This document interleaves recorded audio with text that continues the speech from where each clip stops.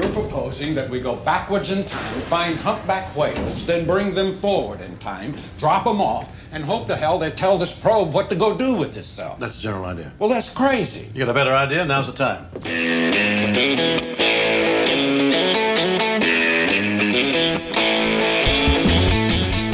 Hello and welcome once again to the Cine-Files, where each week we enter the world of a great film. We explore its themes, the history, the filmmaking, and the influence it has on us today. My name is Steve Morris. I'm a filmmaker and directing instructor in Los Angeles, California. Hello, everyone. My name is John Rocha. I'm a writer, producer, and host in San Diego, California, and very excited that we are going back in time in a meta way to talk about this Star Trek film that we've been waiting to talk about for quite a long time, Steve. Well, and since it is a Star Trek film, I mean, this is, John, an episode of the Cine-Files, a podcast I'm very proud of, something we've worked together on for a long time. But there's this other podcast that I'm equally proud of, and that, of course, is Enterprise Incidents with Scott and Steve. And in some weird, as you say, meta way, this isn't just a Cine-Files episode, because we are welcoming, once again, one of our greatest guests, the great, incredible Scott Mantz. Welcome back to the Cine-Files. I am so excited to be here. Johnny, my friend Johnny, my friend Steve Morris. I have been waiting every day. I look at my phone and see, are they going to email me? Are they going to text me? Are they going to call me to do Star Trek 4 for the Cine-Files? They're going to email me. Finally, I got this great email. The time has come to go back in time to talk about the most successful of the Star Trek movies up until 2009, which is Star Trek 4, The Voyage Home. We are going to have a great conversation because I know we're all going to have a whole lot to say about this incredible movie by any measure. Absolutely. And of course, we couldn't say any of those things if the Cine-Files wasn't supported by incredible people on patreon.com/the Cine-Files, as well as Apple Podcasts, where they can listen to our Cine-Files shorts. We just released one on sort of the toxic nature of social media and how that affects directors and filmmakers in our world. That's out exclusively on Apple Podcasts and on Patreon. You can also get ad-free versions of the show, as well as join our Cine-Files Advisory Board. It is a great, great place to support the Cine-Files. Yeah, absolutely. Another way you can support us here on the show, too, because, you know, I know a lot of people can't always support financially every month, and we understand it's tough times right now going on in the economy, but there are all these things going on with sponsors and supporters of the show. When you hear them during the commercial breaks, if things appeal to you and you want to try them out, like right now, Awaken 180 is a thing we're pushing really big because I've lost almost 40 pounds on Awaken 180 over the last 3.5 months. That's one of those people that really sponsor us and support us and love our show. And if stuff you want to try out, that's a way that makes sense for your budget to try it out and also support the show. So you're killing two birds with one stone. So we'd appreciate you all using our code and getting a huge discounts off those things that are that they're pitching and they're supporting here on the show in our commercial break. So thanks so much. And of course, since we are talking about a Star Trek movie, I got to give a big shout out, first of all, to Johnny Rocha. When he first said years and years ago, it might have been 10 years already, you got to join us on the Cine-Files. It's a show I'm doing with this guy, Steve Morris. And the movie we talked about was Blade Runner. And that, or was it The Wrath of Khan? No, Wrath of Khan is first. Yeah. We did Wrath of Khan first. Was first. But that was like such a game changer for me when it came to bringing all of my passion and all of my knowledge about Star Trek to the fore, which we definitely did. And I got to thank John again, because doing Enterprise Incidents with Steve Morris, talking about every single episode of the original series and every single episode of the animated series as an overreaching arc is one of the most rewarding moments of my life as a professional and certainly as a lifelong Star Trek fan. And since we are going to be talking about Star Trek 4, The Voyage Home, when you are done with this podcast episode or the next two podcast episodes of the Cine-Files, please head over and check out every episode of Enterprise Incidents with Scott and Steve. And I'm still getting people who are discovering this incredible podcast, and it makes me so happy when people discover Enterprise Incidents and say, I just caught up and I'm up to the Squire of Gothos. The show is amazing. So thank you all for that. Thank you. I mean, honestly, you coming on the show to do Wrath of Khan is a seminal moment for the Cinephiles. I mean, it helped our audience grow. It was a big deal. And I just want to point out the completely meandering path we have taken to get to this point, which was way back in 2017. We have you on for the first Star Trek film we did, which is the second Star Trek film, Wrath of Khan. Then we go back to do motion picture. Then you and I decide to go back even further to the original pilot, The Cage of the original series. Then we come forward through the original series from the 60s into the animated series in the 70s, at which point we do not the third movie, but the sixth movie. Then you and I finish our run on the animated series. Then we go back to the third movie, and now we are doing the fourth movie. So we went from movie number 2 to movie number 1, back to the original series, the animated series, then to 6, then to 3, now to 4. Because why sense. not? Why not? Yeah, I know. And now I'm going to ask. And it must drive Steve crazy because Steve, who made it clear to me this week that it's about everything in order. I like to put things in order to jump around. So I know we appreciate Steve being a little malleable to allow us to get the things in the order that we can get the things depending on timing and stuff. So when I find a new podcast I like for instance, my new one is now The Rest is History, which is a fantastic history podcast. I feel the need to go back to the very beginning of the podcast and listen to it from number 1, and it has 500 episodes. Because yes, I like things to go in order. That's how my brain works. Yes. But we've come up to the most important question that we always start these conversations with. Scott Mantz, how did you first come to Star Trek IV, The Voyage Home? Well, I saw it, of course. I have made it a ritual in my lifetime to see these Star Trek movies on opening day. The only one I did not see on opening day was the motion picture. It came out December 7th. I actually saw it on December 8th at the Leo Mall in Philadelphia. It's very disappointed in you. Slacker. Total slacker. But I did see Star Trek IV, The Voyage Home, when it came out on November 26, 1986, which made it technically, if you want to throw it back to Enterprise Incidents a little bit there, Steve, the 105th episode, quote unquote, air, quote unquote. But what was special about The Voyage Home, fellas, is that this was the first time I ever saw a movie twice in one day. Wow. Oh, wow. Because when it was over, I like loved the film. Of course I loved the film, but I wanted to see it again right away. So this was at the New Orleans 8 movie theater in Northeast Philly on Bustleton Avenue in Cottman. And I went into the bathroom, went into a stall, hung out for a little bit, stayed there until I heard people coming in for the next showing. And I went back and I went in and I saw it a second time. And my girlfriend at the time, Jill, she's like, I like the film. I'm not watching it again. I'm like, okay. See you later. Bye.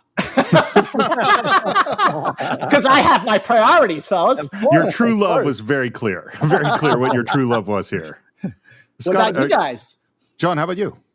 Oh, I totally remember seeing it in the theater. I don't think I saw it with my dad, who I used to drag to all of these things because I didn't always go with friends at the time. But I do think that this is one of those ones that I went to see with my still best friends, Jim and Maurice, from back in high school, and just enjoyed it because we were Star Trek fans. We enjoyed the Star Trek movies and the Star Wars movies, so we always went together once I got to high school. So I do remember seeing this in the theater and just being so enchanted by the movie. That's the one word I would use, is enchanted. And I have to say, there are not that many Star Trek episodes or films that I would necessarily say are enchanting.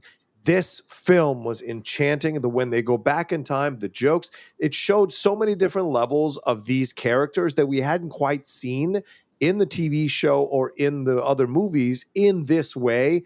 And I thought it was really great that after 4 movies and 3 seasons of the TV show, we got to see them as like their regular selves in a situation like this in the 1980s. So for me, I always loved this movie for that. And I remember and watching it again for our show twice, by the way, Scott, speaking of seeing it twice, I watched it back to back the other day just because I had time and I was in the mood and really enjoyed it the first time.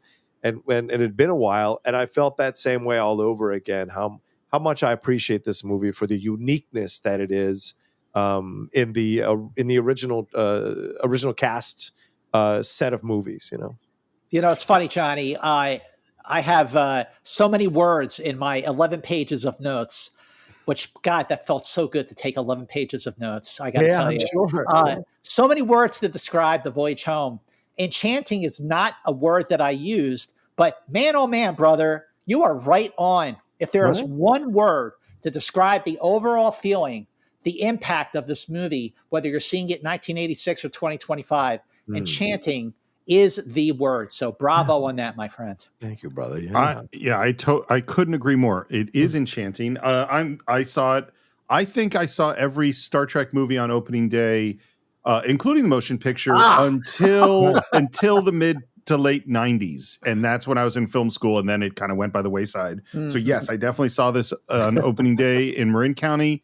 And it's just one of those movies that it was like, oh, you want to put on Star Trek 4 again? Yeah, sure. And you just watch it. I watched it all the time because it is, John, as you said, enchanting. So this is technically an episode of the Cine-Files, but in a weird way, it's also continuing the legacy of Enterprise incidents. And so would you two like to know a little bit about what was going on in the world right before this movie came out? Not something we normally do. Oh my on the gosh, Cine-Files. it feels so good. I needed this. Let's hear it, Steve Morris. Did you get this from the computer on Vulcan? Where did you get this information from? I want to know where you got this information. I definitely went to a computer on Vulcan. That's where all the good information is. So the film came out on November 26, 1986. It's so weird when history sort of echoes. And Scott and I experienced this a ton when we were doing Enterprise incidents, and there would be stories that seemed like they were just connected to the headlines today. Yeah. Well, on November 6, Ronald Reagan signs a landmark immigration reform bill. It's mostly about amnesty for the undocumented immigrants that are in this country and enforcement of penalties against employers who hire undocumented workers. Wow. And Reagan said, "We lead the world because, unique among nations, we draw our people our strength from every country and every corner of the world. I believe in the idea of amnesty for those who have put down roots and lived here, even though some time back they may have entered illegally." That's Ronald Reagan, 1986. Damn. Unbelievable. Yeah. So, John, you all right? Yeah. Just seeing the stuff this morning from Dodger Stadium and seeing what's happening. Yeah. These are my people. It's devastating, man. So when you read that, and you can cut this out, Steve, but when you read that, it just breaks my heart how far we've fallen. Even from someone I did not appreciate or respect as a president, even he knew what was the right, humane thing to do for this country. And to see what's happening now, it's just very, very hard for me. So when you read that, I'm sorry. I'm in the emotion of it all. So but please, Johnny, every day, seems like on every hour, there's something to make me feel like you just did. When you needed a second. I think it's one of the reasons why I just felt such a relief to dive into this movie, which is enchanting, like you said, and couldn't wait to talk to you about it. Well, I mean, what's interesting to me about this is a movie that's about something. I mean, that's the thing about Star Trek, is that Star Trek is not shying away from looking at issues. And sometimes it does it in a light, fun way like this film. But that's part of what the joy of it is. And it's so crazy. Again, like I said, there's weird echoes going on because right after this announcement of this immigration bill, we start to hear news about this thing called the Iran-Contra affair. Oh, yeah. On November 10th, Ollie North and Fawn Hall start shredding those documents. On November 13th, Reagan admits that they sold weapons to Iran, which, again, history is really echoing right now. On November 15th, the Beastie Boys released their debut album. It's the first album to hit #1 on the Billboard charts. The WHO announces the first global effort to fight AIDS on November 20th. On November 22nd, Mike Tyson becomes the youngest heavyweight champion in history by defeating Trevor Berbick. He was 20 years old. Yeah. Damn. And these two songs that were at the top of the charts at the time were You Give Love a Bad Name and Take My Breath Away. Those are the two Movie in big Berlin, songs. right? Yeah. For Berlin, because Top Gun, which came out on May 16th, 1986, that was the highest grossing movie of 1986. Wow. Beating Star Trek IV, The Voyage Home. But man, oh man, I got to say, for that movie came out in May, and by November, for Take My Breath Away to still be in the charts, that's pretty impressive. But that is an amazing song. It holds up. So, Scott, can you tell us a little bit about how this crazy movie came about? I would love to tell you how this incredible movie came about. So, Star Trek IV, The Voyage Home is the second film directed by Leonard Nimoy. Of course, the first is Star Trek III, The Search for Spock. Now, when he came to direct Star Trek III, he kind of did it with what you would call training wheels. He was heavily supervised by Paramount, which was obviously the production company, the studio behind the film. But because of the success of that film, he had more reign, more control, and definitely more confidence when it came to his approach for Star Trek IV, The Voyage Home. The screenplay is credited to Harve Bennett, Nicholas Meyer, of course, who directed Star Trek II, and wrote it, even though he didn't get a credit for it, Steve Mearson and Peter Kreitz, from a story by Leonard Nimoy and Harve Bennett. Now, I never knew this, but when you're watching the film, all the stuff that takes place in the 23rd century, which is the beginning part and the end part of that film, was written by Harve Bennett. All the stuff in the middle, the stuff that takes place in 1986 in San Francisco, that's the stuff that was written by Nicholas Meyer. So the dialogue and the tone of the film, it's amazing how, the first part of the movie feels very much like a Star Trek film, but the dramatic shift in tone, which is something that I never really appreciated until this rewatch for the Cine-Files, made me think back to the shift in tones from when Superman goes from, Smallville to Metropolis. It's an incredible shift in tone that works. William Shatner got $2 million to play Admiral James T. Kirk on Star Trek IV. And the reason I bring that up, Steve and Johnny, he got $2 million for Star Trek IV. That is 5 times his total salary for all 3 seasons of the original series. That is amazing. And you know what? If you tell Shatner that, he would both laugh and probably be pissed. The budget for this movie was about $25 million. That's compared to $12 million for Star Trek II. Yeah, I was just going to say. The Star Trek II was the lowest budgeted of the Star Trek movies because it was produced by the TV division. And so was Star Trek III, which was budgeted at $16 million. You went from $12 million to 16 to 25. So clearly Paramount is feeling very, very confident about Star Trek IV. The domestic box office for Star Trek IV is $109.7 million. That made it, without question, the highest grossing of all of the Star Trek films, including the Next Generation movies, up until Star Trek 2009, directed by J.J. Abrams, which made about $259 million domestic. So the domestic box office of The Voyage Home, 109.7. That is a very, very big increase over Star Trek II, which is about $79.8 million. Star Trek III, which was $76.5 million. So Star Trek IV was supposed to come out, just like its 2 predecessors, in June of 1986. But William Shatner was a little busy. He was filming the 4th and final season of a TV series called T.J. Hooker. Naturally. You guys ever see that? Of course. Across the hood of the car right now. Yeah.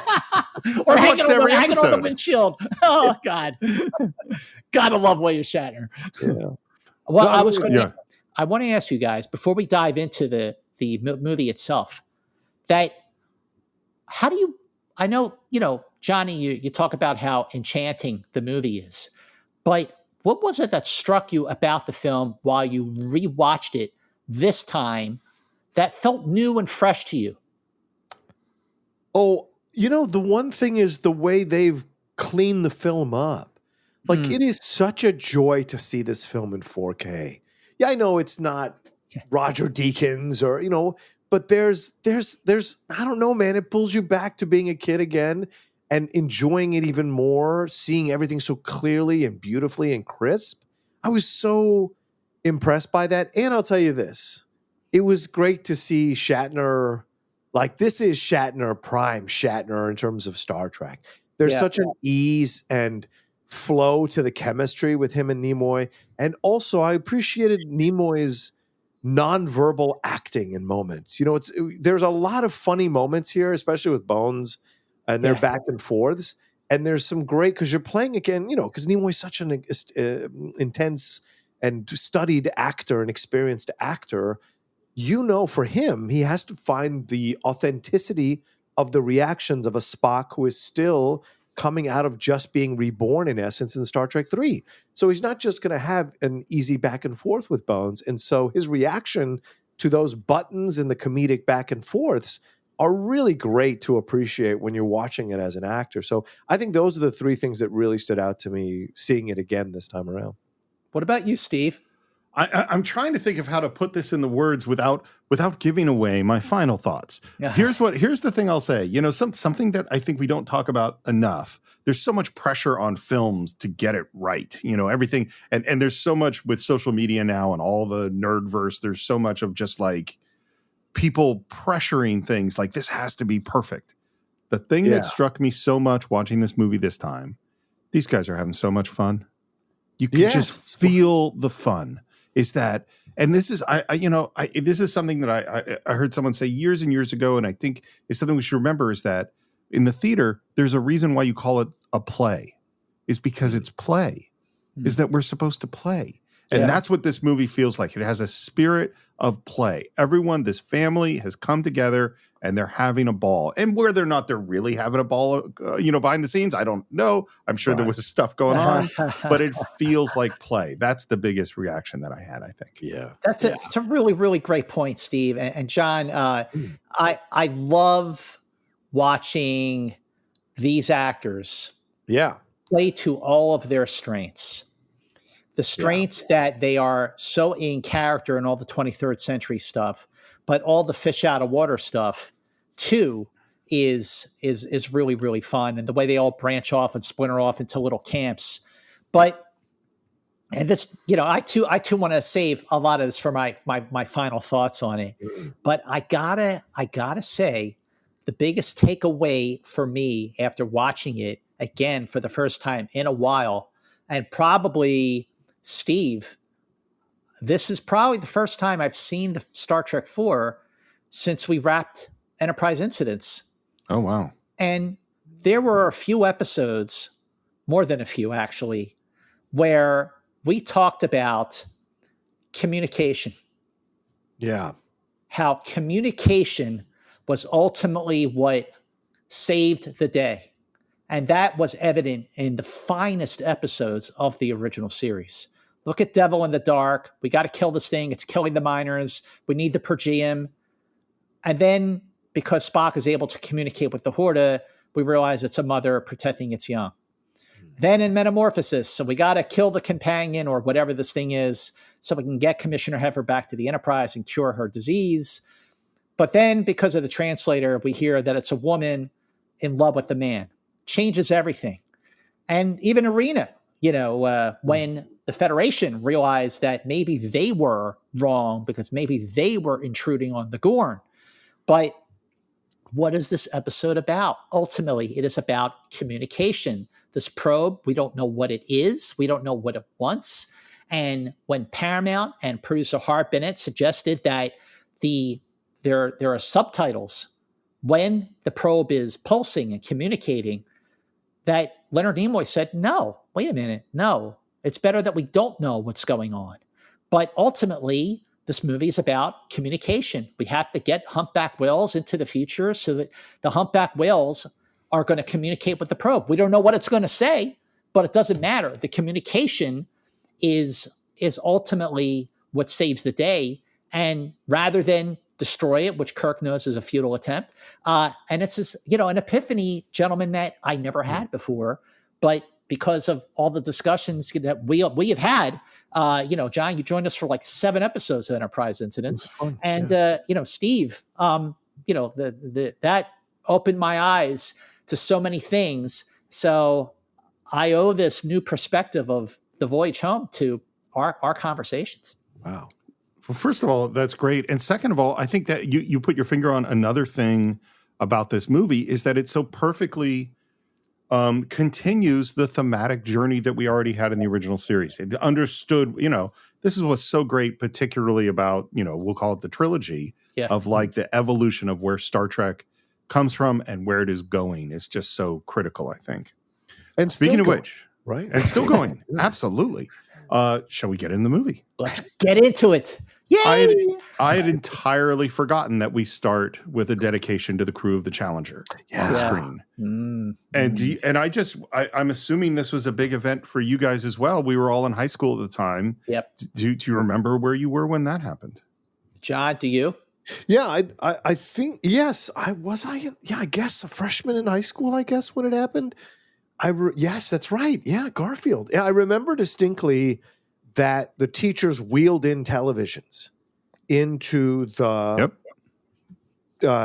classes. Classrooms, yeah. For us to watch this. And then when it happened, there was this gasp. There was this shock and horror. And then they were told over the intercom to wheel the TVs out because they didn't want children being exposed to seeing what had happened here. So I remember that very distinctly. And then I think we were sent home. If I remember correctly, we were sent home because it was such a horrific thing, and that it was something people had been celebrating, and then to see the explosion of the shuttle was just so devastating that they ended up canceling classes, I think, and sent us home. But yeah, I remember that distinctly. Just the wheeling in of the television. I remember that as a very strong memory, and watching with people and reacting to it. Not believing it is the number one thing that I remember. Is like, what is happening? My vivid memory of that, I was a senior in high school, and I was in my American history class. The instructor's name was Dr. Pollock. And it's funny, I remember he was talking about Iran. And then the department head opened the door, and she was visibly upset and distraught. And I remember her exact words. She said, "Since this is an American history class, you might want to discuss the fact that the Space Shuttle Challenger just exploded." Oh, wow. Jesus. That's a rough way to bring that in. Oh my God, Steve. It was traumatizing. Which is why I remember the tone of her voice was she was angry and upset. And it was a traumatizing like shock. And my friend Mark Lowenstern, like, because he was a real, space guy, space nut like I was. And we both jumped out of our seats like, what? And yeah, John, we got sent home. I got home and I put on Peter Jennings. Yes. And they kept playing, the explosion over and over, and I couldn't believe it. But that's funny, Steve. I forgot myself, even after seeing this movie so many times over the years, but I guess it had been a while. So I completely forgot about that moment at the very beginning when they dedicated to the Challenger. And, I got to say, what a class act. What a class act for Star Trek, which was then celebrating its 20th anniversary of existence, to honor the crew of the Challenger. That still, to me, just goes, yep, you know what? Of course Star Trek did that. Yeah, I mine's the same thing. I was in Chip Ray's. I'm on the West Coast, so it was the first class of the day. They wheeled the TV in. We saw the explosion, and I think we stayed at school all that day. And it was heavy. I mean, it was a really heavy. It's not at 9/11 level or anything like that, but it definitely was for my high school years. It was a big deal, and I agree with you, Scott. I think it is such because it's not BS. That's what I like about it, is that there is a direct connection between Star Trek and NASA. There are people who went to work at NASA because they love Star Trek. You know, there's Nichelle Nichols has obviously had that connection in recruiting. I mean, like, it's a real thing. And I think with other properties, this coming up at the beginning of the movie might feel phony. I don't think it does at all. I think this feels like this is what they should be doing. Yeah, it feels like, well, of course, you know, it was that they would do that. And, you know, this was now, you know, when the movie opened, it was 11 months later because it was January 28th. And now the movie came out on November 26th. So it's almost a year later. And, but yes, that definitely like takes you right into it, doesn't it? And we go into the titles, and I have to say, I really do like this score from Leonard Rosenman. I think it's a different feeling from what we've had before from James Horner, but I really enjoyed the sort of upbeat, joyful quality. And I also like that it's just we're listening to music, and you're looking at big names of the actors on the screen. And my memory of being in the theater is just people just cheering the names. Because I think what's happened between the first 3 Star Trek movies leading to this is we've fallen in love with those people. And so the people that are in the theater are like, yes, let's celebrate George Takei. Let's celebrate all these people. So each name that came up was really fun. That's my memory and experience of it. You know, when I was watching the opening credits, I remember back in the day, and certainly during the rewatch, you know, how different the score sounds compared to the James Horner scores of The Wrath of Khan and The Search for Spock. Now, when I was younger, so much younger than today, I remember not really liking the score composed by Leonard Rosenman, who was a good friend of Leonard Nimoy's, and Nimoy actually wanted Rosenman to score Star Trek 3, but Paramount said no, they wanted to use James Horner because, you know, the score for Wrath of Khan was just so great. Leonard Rosenman had done the scores for movies like 1980's, the Neil Diamond version of The Jazz Singer. Also, 2 Planet of the Apes movies, Beneath the Planet of the Apes and Battle for the Planet of the Apes. But also classic films like Fantastic Voyage and not 1, but 2 James Dean movies, Rebel Without a Cause and East of Eden. Wow. Nimoy wanted to bring Rosenman in because, like I said, they were friends. But also, he wanted a score that you pointed out, Steve, right away, that was more upbeat. And like you pointed out, Johnny, that was more whimsical, more playful. So, but there was still a little bit of pressure to use James Horner again. The reason that didn't happen was 2 reasons. After Aliens, which came out in, I think it was May of 1986, you know, the score for Aliens, composed by James Horner, is fantastic. Yeah. So after that, James Horner felt like Star Trek was kind of behind him. He didn't want to sort of go back to that, and which is a shame because I would love to have, you know, you talk about the Star Trek 4 as being like the 3rd part of a trilogy of films, you know, the Genesis trilogy. It would have been great to, you know, have James Horner back, but you know, I appreciate Leonard Rosenman's score more now than I did when I was younger.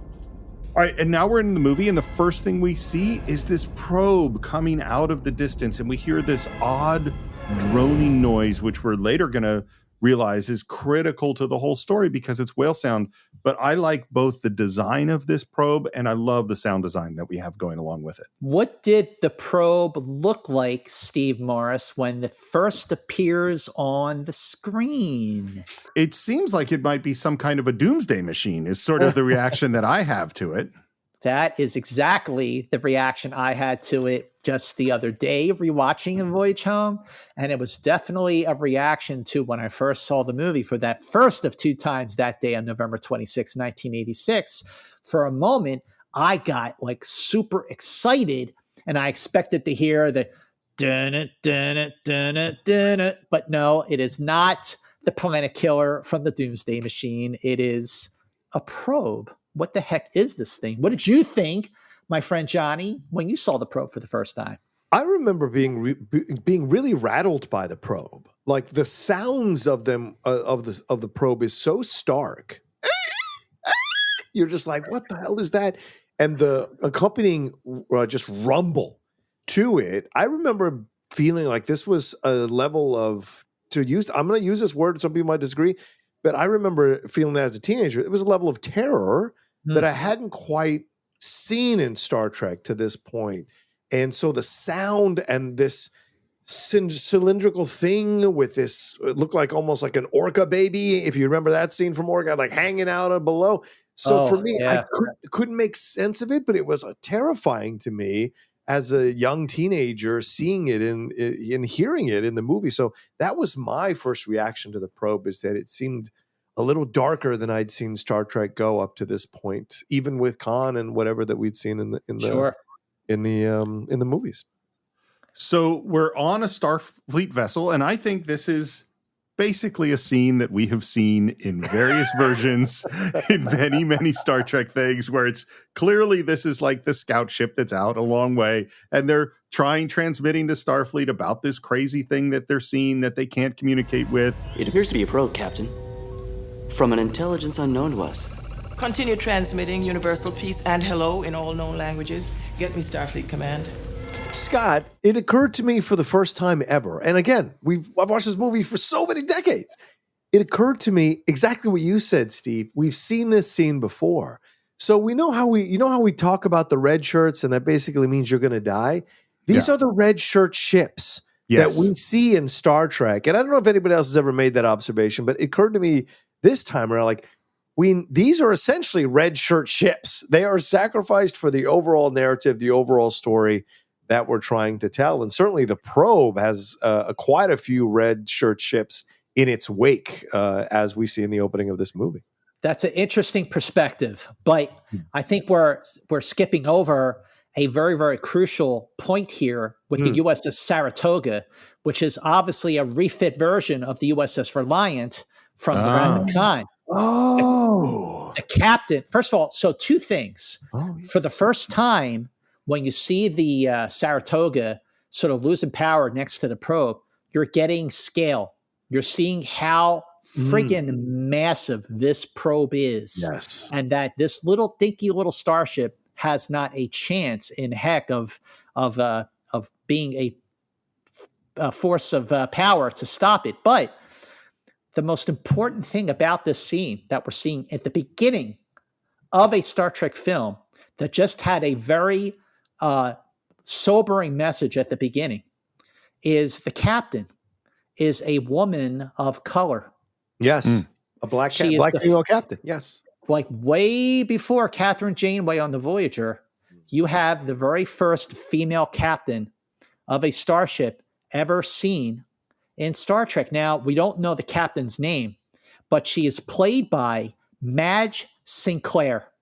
And even though her scene only lasts a few minutes, I thought Madge Sinclair did a phenomenal job of possessing and depicting the authority that goes along with being a starship commander.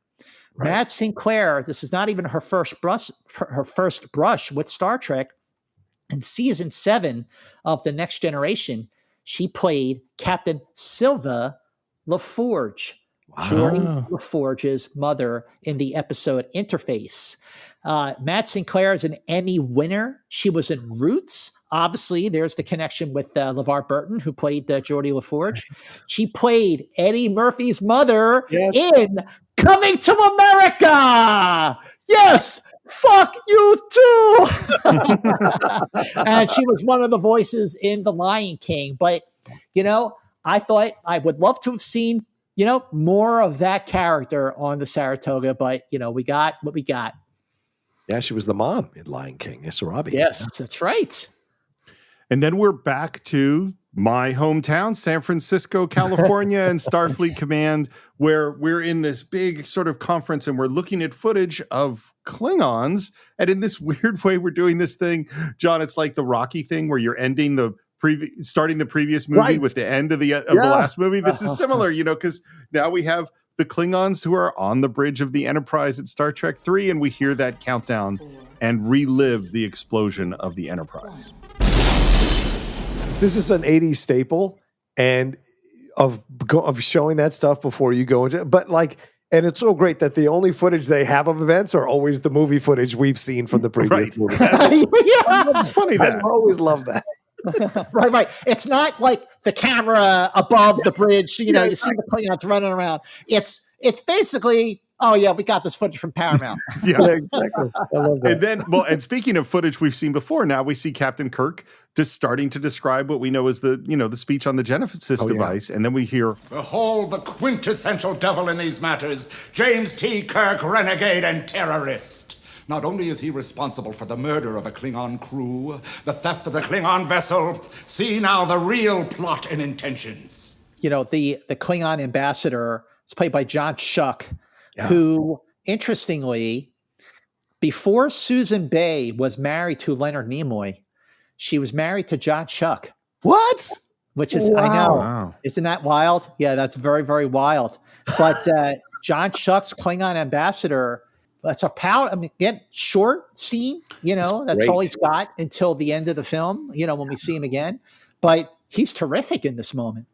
His toe-to-toe that he's about to tell us about Mark Leonard is fantastic. And the way he's, it's funny, it's funny to watch movies now with the way things have changed in our political world and how people speak and alternative facts or narratives and all the stuff that now is a part of it, and that no opinion is 100% the fact. There's always a loud voice to counter any opinion you think is the truth. Even now, how much the flat earthers versus people who think we have a round earth, all those kinds of things.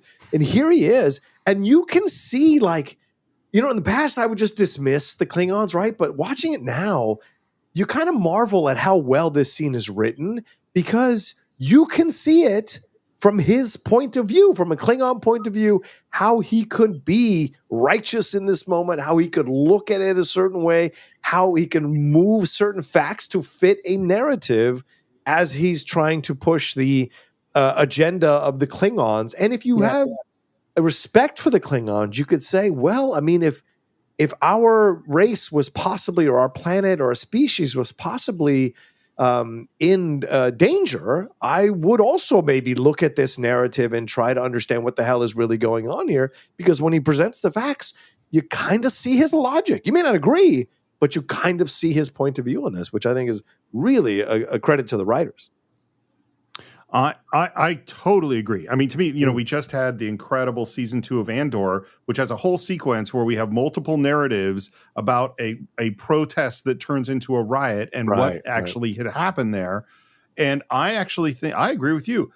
And particularly, again, these are the echoes, and I'm not trying to make this a political conversation about an extremely complicated issue. But if you asked, Dr. Marcus, what are you developing? She's like, well, I'm developing a thing to create life, to create great planets where people can live on. But the discussion of whether or not this could be a weapon is the Klingons are totally right. This is completely capable of being a really crazy weapon. And we are right now, as we are recording this, there is a country that for years has said they were developing energy for nuclear power because they want to power their thing. And a lot of other people are saying, yeah, but you could use that to turn it into a weapon. And we are at this moment at the start of a war in the Middle East over this issue. And so it's like the Genesis device could totally be a weapon. The Klingons aren't even wrong. In Star Trek 3, remember what Krug, he referred to it as the Genesis torpedo. Yeah. Because he never saw it for a second as a scientific way to create life or to support life. Excellent. He saw it immediately as a weapon. So you're all making excellent points. And the result of this awesome energy was euphemistically called the Genesis Planet, a secret base from which to launch the annihilation of the Klingon people.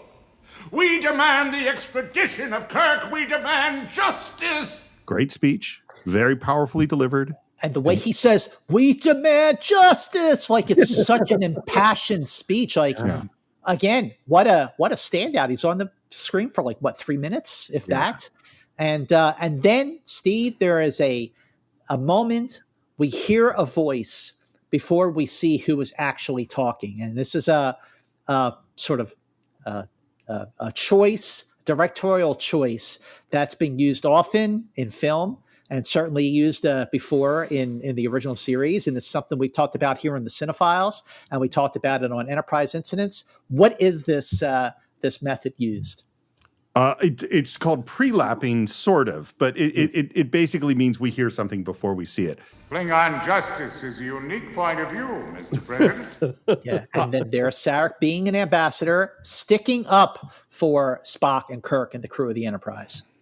So I had an epiphany in this moment, which I think this is, and it's in particular this moment right here, although we could put it a lot of different places. I think this is critical for developing fandom as it exists today, which is that, you know, a character that appeared in like one episode of Marcus Welby, MD, nobody was clamoring to bring that person back.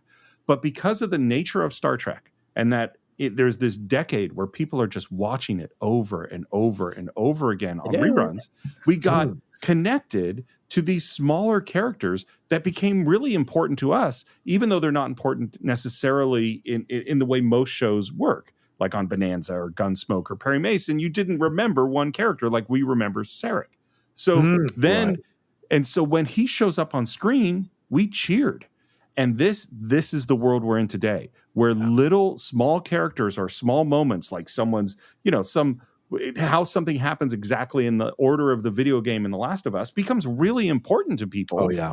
Because we've gotten accustomed to it. And I think Star Trek more than anything is like what transitions us towards the world that we inhabit now. I knew, Steve, you were going to have something to say about Sarak in this film, in this scene, because I remember when we were talking about Journey to Babel, the three of us, because Johnny, you were on that episode. Yeah, the three of us were talking about Journey to Babel, talking about how disappointed Sarak was in his son for joining Starfleet.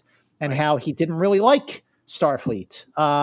But now we have him sticking up for Spock and Kirk. I mean, Spock's his son, but still, the people that he kind of looked down on and judged in Journey to Babel, now he is defending them. And it is such a great character arc for Sarak. Again, this character, he was in one episode of the original series, and he was such a beloved. First of all, it's a great episode written by the amazing DC Fontana, but the character, a great dynamic with the family, the human mother, the Vulcan father, but it's such an earned moment to cheer. The moment you're saying you're cheering for Sarak, it's earned. It's earned because of that arc. Wow. I mean, it's kind of an amazing thing that you can have a character conflict introduced in the late 60s, then kind of resolved at the end of this film in 86, and still also continuing into Next Generation, where we see him come back like that. You know, over decades, you're evolving this character. That's kind of an amazing thing. I also think it's amazing, Steve and Scott, that this is a franchise clearly led by one person, and that is William Shatner's character, Captain Kirk. Yet Spock is the one that gets the father-son issues, and it's usually the lead that gets the father-son issues in franchises. So that's another way that this franchise is so unique and amazing in that. And it's so well done, because how many people watch Star Trek and relate to that father-son relationship between Spock and Sarak, because Sarak is disappointed in Spock, or Spock thinks Sarak is disappointed in him. And so there's such a long journey for them to get to the beautiful scene they have at the end of this movie. You know, excellent point, my friend. All right, I'm sorry. I have to go on a little tangent, but the thought just occurred to me. I'm really sorry. Bring it on, my friend. But like so what you guys are saying is really interesting, which is like the father issues, and that Kirk doesn't have father issues. And I didn't say he didn't have father issues. But here's what's so interesting. Dominant thing. This is the thought that occurred to me, is the difference between this James T. Kirk and the Kirk we see in Star Trek 2009 is the absence of a father. Yes, 100%. And so this Kirk, and I just suddenly went, man, I bet Kirk had a great dad. I bet this Kirk didn't, because he doesn't have all those angers and all those issues that the Chris Pine Kirk has. And so I suddenly went, I'm suddenly fascinated by who the hell was Kirk's father, you know? Yeah, right. Yeah, sure. Great thing to find out. Genesis was perfectly named. The creation of life, not death. The Klingons shed the first blood while attempting to possess its secrets. And I love this line from our Klingon ambassador. Vulcans are well known as the intellectual puppets of this Federation. Oh. Love it. That's a great line. And now we get into sort of this interrogation back and forth. Your vessel did destroy USS Grissom. Your men did kill Kirk's son. Do you deny these events? We deny nothing. Again, don't want to make this political, but you could translate this specific argument into many, many conflicts that are going on today. Sure can. You know. It is amazing, I gotta say, that Star Trek is able to do that, was able to do that, was able to, write for what was happening in a way that it could be relevant, 60 years later. I mean, next year is the 60th anniversary of the original series, and there's so much about that show that is relevant to what is happening right now, and especially Star Trek 4, which is a really great point that you're making, Steve. The Council's deliberations are over. Then Kirk goes unpunished? Admiral Kirk has been charged with 9 violations of Starfleet regulations. And the Klingon does not like the sound of that. Starfleet regulations? This is outrageous. I love it. That's great, Johnny. I love the line. It's so great. Outrageous. What's cool is, which I hadn't thought about, is like they don't know they're doing this, but they're setting up Star Trek 6. Yeah, 100%. Yes, they are. Yes, they are. The way this conversation, the scene concludes with the ambassador saying there shall be no peace as long as Kirk lives. Yeah. And, 5 years later, you got Star Trek 6, The Undiscovered Country, where, Kirk, of all people, with the way he feels about the Klingons, let them die, is, the ambassador trying to facilitate this fractured peace talks, which, but yes, I absolutely thought the same thing, that without intentionally trying to make it happen, it does set up the payoff of Star Trek 6. I think that's one of the biggest misses of Star Trek, is that they didn't create a Klingon series where we see Star Trek through the eyes of Klingons. That's a great idea. What a great idea, John. That is a great idea. Honestly, what would you feel like if Kirk, who constantly bests your Klingon ships, your Klingon crews for decades, by the way, from the TV show into the movies, that is chronological decades in Star Trek as well, in the history of, or in the chronology of Star Trek, the universe of Star Trek, you get to the point where it's Kirk of all people who is going to be the ambassador to negotiate peace. Like, how much would you really trust that? And does Channing, Can you imagine peak for a lot of people, Yeah. A series showing the original series timeline from the Klingon point of view? That's what I'm talking. That it would be fascinating to see that. Wow, I would watch that. I would watch 100%. That. I'm sold. Yeah, I'm in. You sold me. If everyone from Paramount Skydance is listening, please, here you go. Here's an idea. Please, you don't have to pay me. Just let me sit in the writer's room. I'll just watch it. We're back on Vulcan, and we hear our first captain's log. Captain's log, stardate 8390. We're in the 3rd month of our Vulcan exile, and it was Dr. McCoy with a fine sense of historical irony who decided on a name for our captured Klingon vessel. The SS Bounty from Mutiny on the Bounty. I gotta say that in our timeline between Star Trek 2 and Star Trek 4, it was 4 years. But in their timeline, it was about 4 to 6 months. And I think in the Voyage Home is like the last time the original series crew really looked great. They didn't really start to look like they were like getting up there. Certainly I think by the time Star Trek 6 did come around in 91, they did look, older, much older than they did in Star Treks 2 through 4. By the way, this is my pitch. This is more of an HBO pitch. Is the actual story of the Bounty, which is 3 separate stories, would be an incredible limited series, because there's the mutineers who went on some island and lived for 150 years totally undetected and had wars with natives and all this thing. There are mutineers who changed their mind, who got arrested and hauled back to England in a basically a metal box on top of a ship and survived shipwrecks and all this other stuff. And then there's Bly himself, who also has a crazy adventure after the thing. The story of the Bounty is completely ridiculous in every way, just so you know.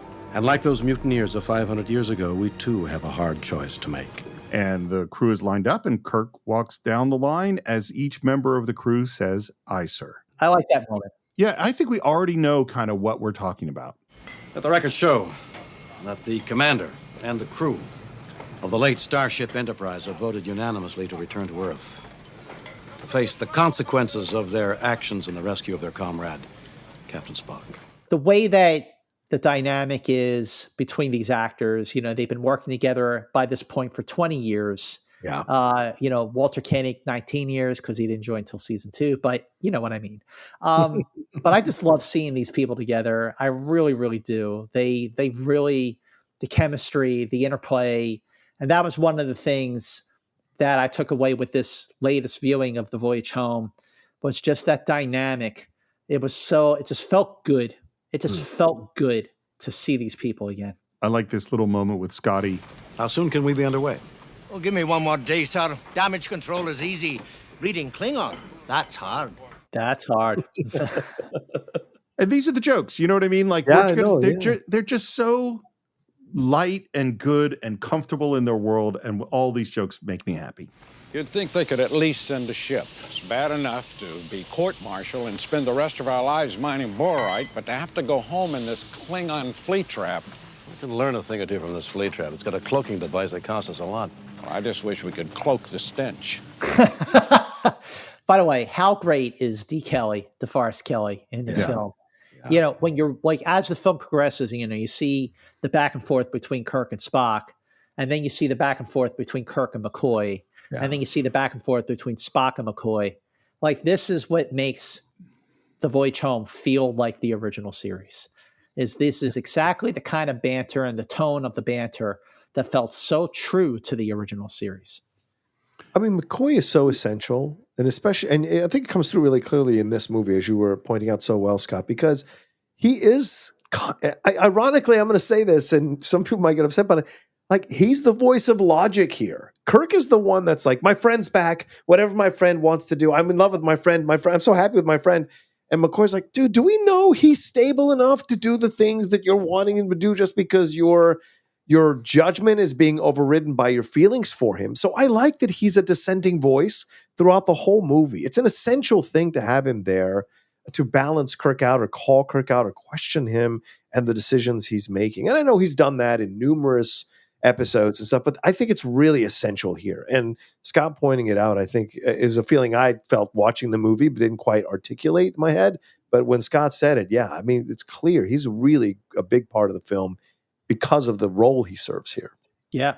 He's the voice of reason for not just Kirk, but also for Spock. Yes, right. Yeah. Yes. And speaking of Spock, we look up and see him standing on a very familiar looking outcropping of rock. Has there ever been a location that was used hundreds of times in film and TV before, but it's just so instantly identifiable with one TV show and because of one particular episode? Indeed. We are at Vasquez Rocks, and there is Spock standing on top of the most identifiable jagged rock formation that Kirk ran up to many, many times when he was trying to defeat the Gorn in the first season's arena. And it made me smile seeing Vasquez Rocks in a Star Trek movie. It sure did.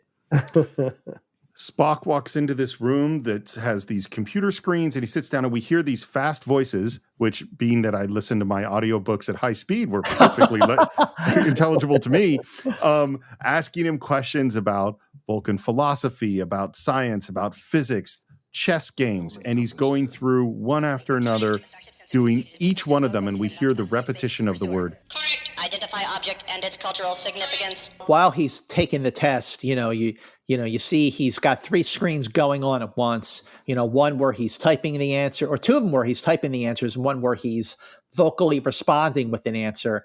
But one of the test questions, you see a Constitution class starship very, very briefly, And it's the only time until the end of the film that you see a starship that looks like the Enterprise. My favorite question, because as you said, some of the answers he's giving orally and some of the answers he's typing. And one of the questions is, what were the principal historical events on the planet Earth in the year 1987? Well, that is when he types the answer to. And it gets correct. So we never get to hear. He actually knew what was going to happen the year after this movie came out, but we didn't get to hear it. Good point. Yeah. Wow. That's why I asked you if you got your information from a Vulcan computer about what happened. There you go. Yeah. Now it makes sense. And then the final question is, How do you feel? How do you feel? How do you feel? And repeats. He doesn't answer. I do not understand the question. What is it, Spock? And that voice is Amanda, Spock's mother, played by Jane Wyatt, who we haven't seen since Journey to Babel from 1967. And, what's great is that after we see Sarak in Star Trek 3, now we see Sarak and now Amanda in Star Trek 4. It's too bad that Sarak and Amanda didn't have any scenes together in Star Trek 4. That would have been great to see the three of them together. But here's the other, there's one thing, I'm sure you guys experienced this a lot throughout your journey on the Cine-Files, when you go back and rewatch movies that you haven't seen in a really, really long time. And that time away gives you a fresh perspective on things. Yeah.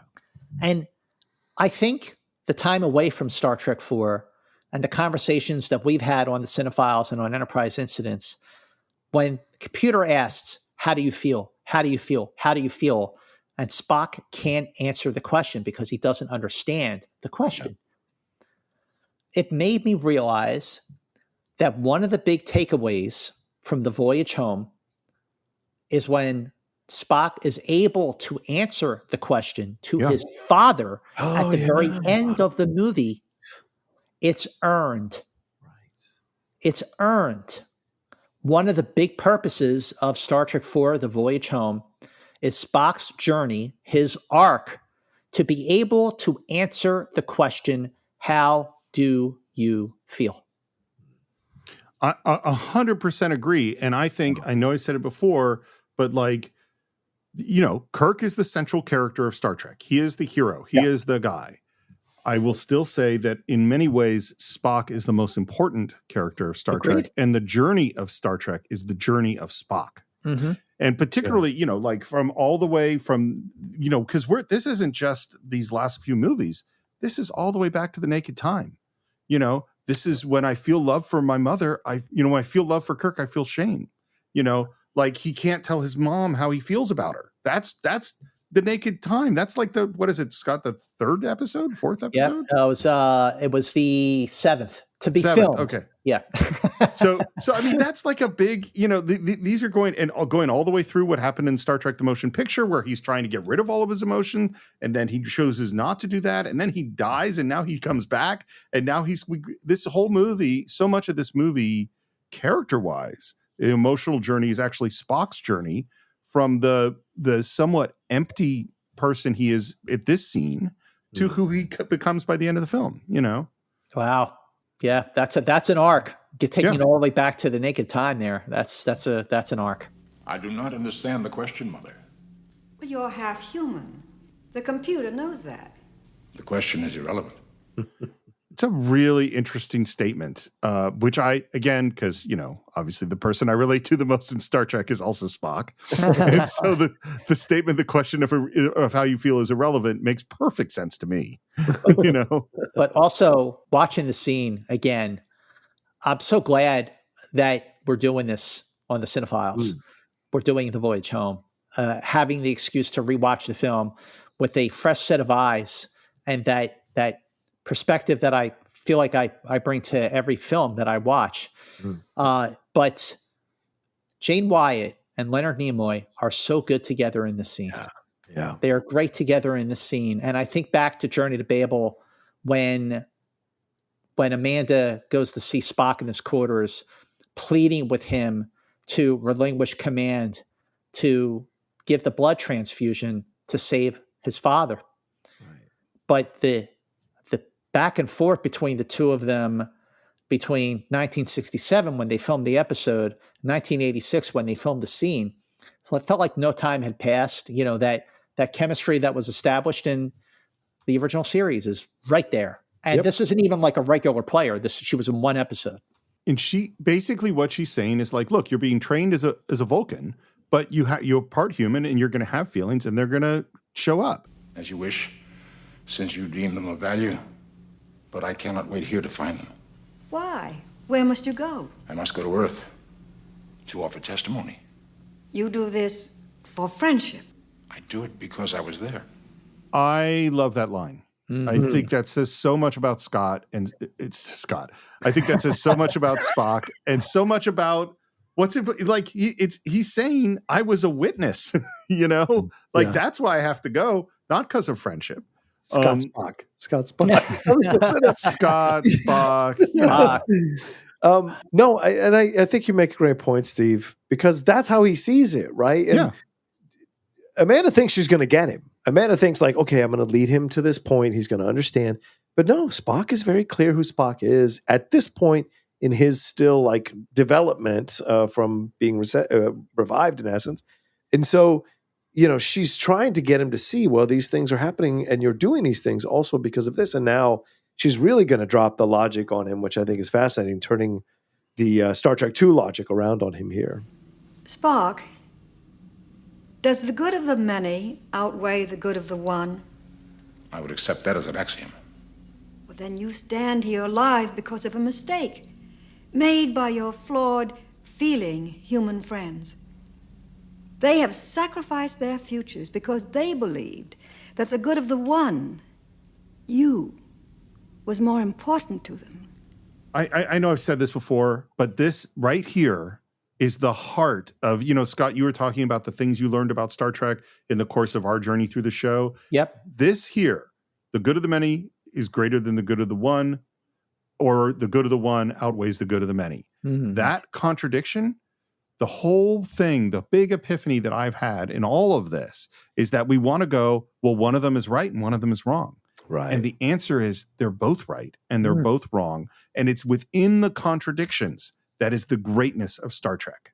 It's saying, greatness. Yeah. It's saying, no, this is complicated. We have to look at if we look at it this angle, it's this way. If we look at it that angle, it's that way. And a behavior that Kirk could do in one episode could be absolutely right. And the same behavior in different circumstances could be absolutely wrong. That is the whole complexity of Star Trek exists right in this contradiction to me. That that it exists as the through line through the Genesis trilogy. Yep. When we hear the needs of the one, needs of the many outweigh the needs of the few or the one in Star Trek II.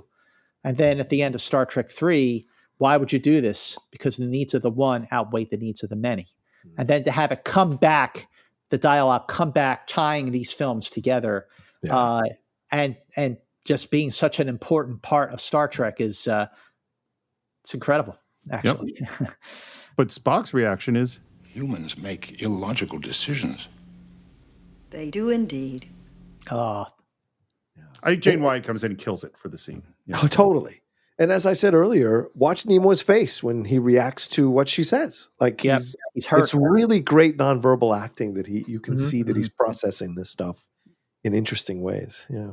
Once again, we hear that probe sound, that space whale song, and we're back with a Starfleet vessel, and the probe is coming closer, and the music and the sound become super heavy and super powerful. It gives you a real kind of sense of the inevitability of this doom that's coming.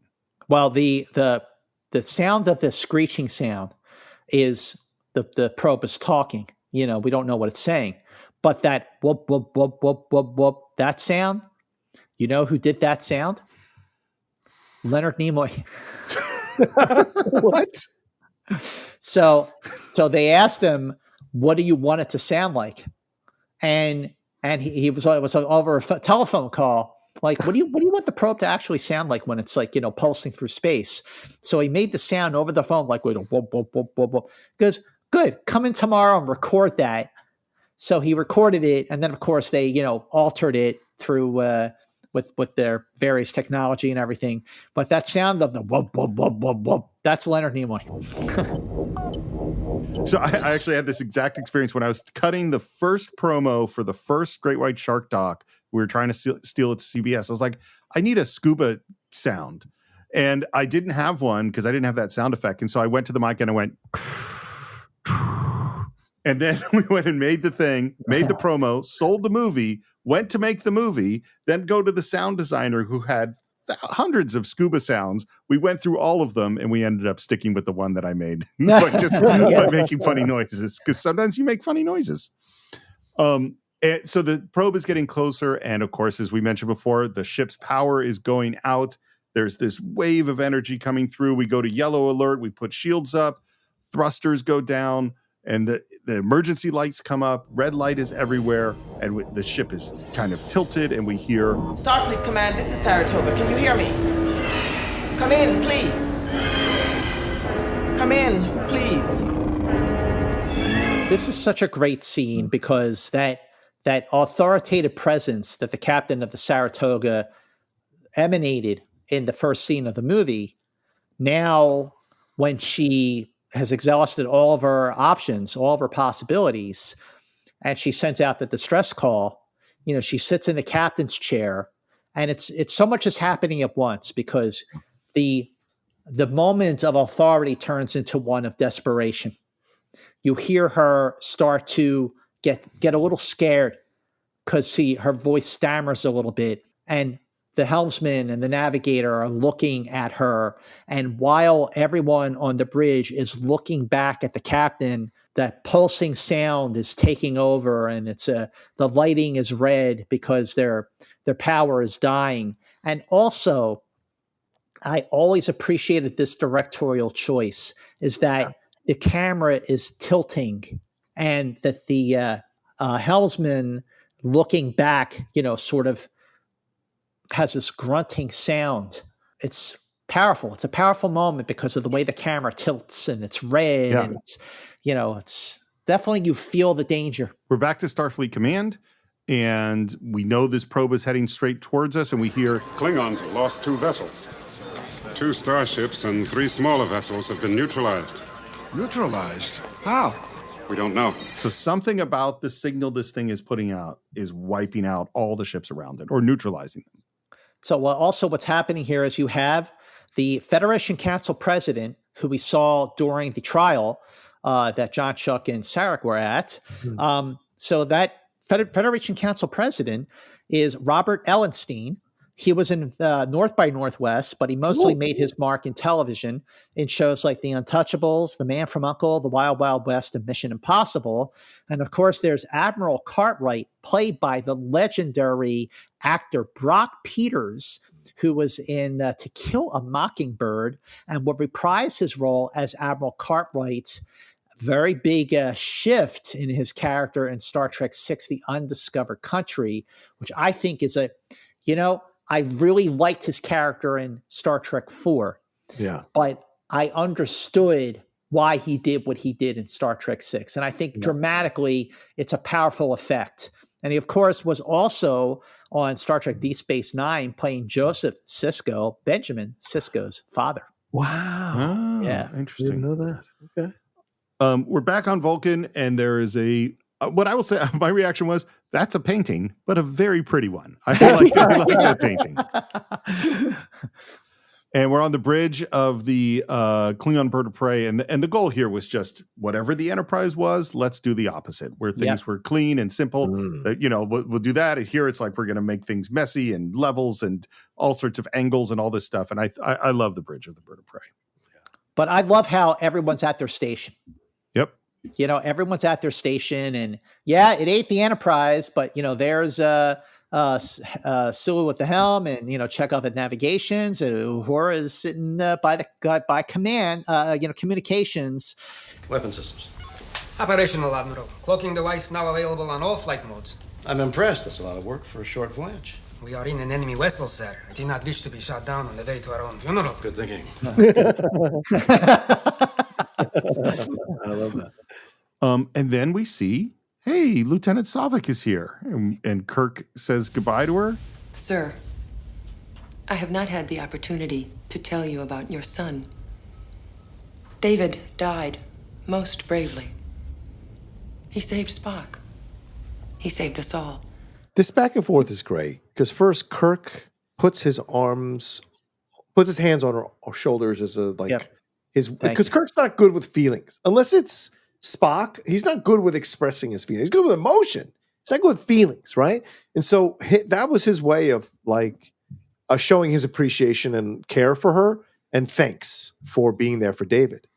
And when she starts to tell about David, watch Shatner's face. He doesn't want to talk about it. He's still hurting from it. Oh, yeah. And but he respects her and her need to say this to him, right? And so it's a really great nonverbal and verbal back and forth between the two of them.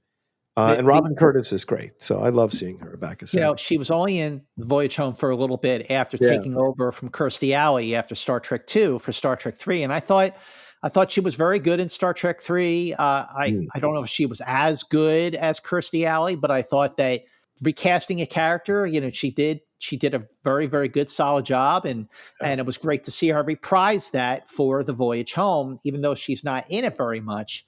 But why does she stay behind on Vulcan? Well, I mean, she could have gone with them. She probably should have. But in the earlier versions of the story for the Voyage Home, it was established that Sarak was pregnant with Spock's child after a scene that we didn't see in Star Trek III where they conceived a baby during Spock's Pon farr.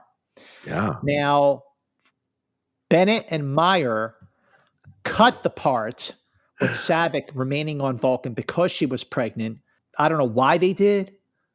I think maybe they would have left it in because it would have given some more depth to that relationship. But I still think that there's a moment coming up that we'll get to where it's pretty much assumed that she is pregnant with Spock's child. Permission to come aboard. Permission granted. Thank you, Admiral. Jim. Spock. Jim. Don't you remember? Kirk's desperation to get his friend back is really sweet. And it's like I don't want to say a running joke, but it's a running thread throughout the film.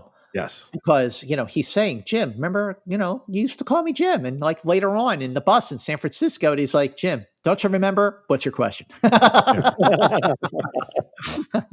Spock goes back to his station, and McCoy comes up and goes, "Are you sure this is such a bright idea?" What do you mean? I mean him, back at his post like nothing happened. I don't know if you've got the whole picture or not, but he's not exactly working on all the thrusters. I love this. You have the Kirk and Spock moment, which is very official. Kirk's trying to make it a little more personal and take the edge off. Spock's not having it. And he's not there yet, and takes his station on, and it's not even the Enterprise. It's a Klingon bird of prey. And here comes McCoy going "What are you doing? It's not exactly operating on all thrusters here." But the way that McCoy is just this is a perfect example where you see that the three of these guys together are three sides of a perfect person. Yet you have Spock with the logic, and Kirk with the super ego, and McCoy, rounding out the balance. And he just comes in, and just the whole tone of the conversation shifts. It'll come back to him. Are you sure? And Shatner's reaction is perfect because it's clear that he's not sure.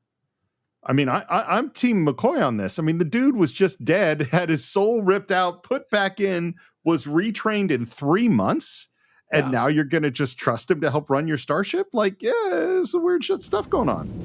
Mr. Sulu, take us home. And we see there's that nice wide shot as the Bounty takes off of Vulcan. And as it flies off, we have this absolutely gorgeous shot as they watch the Bounty fly away. And there is Sarak watching the Bounty fly off into the sunset, the Vulcan sunset. And who's she standing next to? She's standing next to Amanda, the grandmother of her unborn child. Right. Good Another point. hint that supports that Sarak is a replicant. No, I'm sorry. That Sarak is pregnant. I'm taking it back. Blade Runner, baby. Blade Runner, baby. If you got to listen to any up into the Cine-Files, listen to our deep dive on Blade Runner. I digress. So yes, that is another hint that Saavik is indeed pregnant with Spock's child. We're back at Earth, and there is Space Dock, a design that I've just always loved, and the probe is coming. And it is massive. It's giant. When you see the Enterprise approaching Space Dock in Star Trek 3, the little Enterprise, and by the way, the visual effects for Star Treks 2, 3, and 4 are all done by ILM. And that's why those visual effects, the practical models, still hold up and look great. But I love the shot of the Enterprise approaching Space Dock in Star Trek 3. Space Dock is huge. And now here's the probe passing Space Dock, and Space Dock is a sticky little, spin top looking thing compared to this enormous giant probe. Again, the scale of it is really incredible. And we see the same thing happen, and it is really scary, is watching the power slowly shut down in Space Dock, not just on the dock, but on all the ships that are inside it are slowly shutting down. And it's scary because I'm imagining, these people are slowly going to freeze to death or run out of air, or their life support's gone. This is a really scary thing. And here's the weird thought I had. So, you know how when we discuss motion picture, there's that theory that we brought up of that, the probe going way out into the distance, that it might have met up with the Borg. That's the theory of what advanced this probe before it came back. I think not the same thing, but I think there is an aesthetic connection between this probe and the feeling of the Borg. I think the silent thing, because again, it's this thing you can't communicate. Deep sound, heavy sound, the square angles and shape of this probe is very geometric, like the Borg, and it has that same sense of unstoppable inevitability. I think emotionally, this is where we're going to go a few years later with the Borg. Wow, very, very interesting. Great point. And you know what? From a chronological standpoint and a canon standpoint, there's a lot to support that. And then what we see is that it sends this beam down to the oceans, which essentially is vaporizing them like a razor blade. It's really interesting to look at. I mentioned before that the studio and Hart Bennett, the producer of the film, wanted to have subtitles beneath the screeching sound that you hear the probe make. And the dialogue that you were going to see in the subtitles is, "Where are you?" But even that, it's better that we don't know. And then all this time, it's better that we just don't know what they're saying. Man, it would have ruined it. Yeah. Honestly, if we saw subtitles, yeah, it would have. Part of the joy of the film is the mystery, right? Yeah. So, yeah.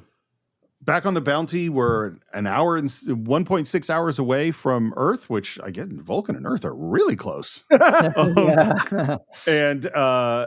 then Uhura talks about they're trying to see what's going on in the world, and she's getting all these weird transmissions. She's trying to sort it out. And then I love McCoy coming over to sit next to Spock with that smile on his face, and he goes, "Hi. Busy?" Uhura is busy. I am monitoring. Watching D. Kelley watching Bones try to fake some friendliness or some casualness to have this conversation is so funny. It's so great, this moment where McCoy is trying to connect with Spock. And Spock is just not having it. Yeah. And then McCoy gets irritated. What was the episode where Spock saved McCoy? It was Bread and Circuses. And McCoy leans down. Spock is trying to loosen the bars to get out, and save Kirk from the planet of the Romans. And he kneels down and says, "Hey, basically, thanks. You saved my life." And, Spock is basically like, "I'm busy." And he goes, "I'm trying to thank you, Spock. You pointed-eared hobgoblin." That's exactly what's happening here. Yeah. You green-blooded. Yeah. Sorry. Yeah. Well, I just want to say, sure is nice to have your Katra back in your head, not mine. What I mean is, I may have carried your soul, but I sure couldn't fill your shoes. Yeah. Which is such a lame line. It's wonderfully lame. Perhaps we could cover a little philosophical ground.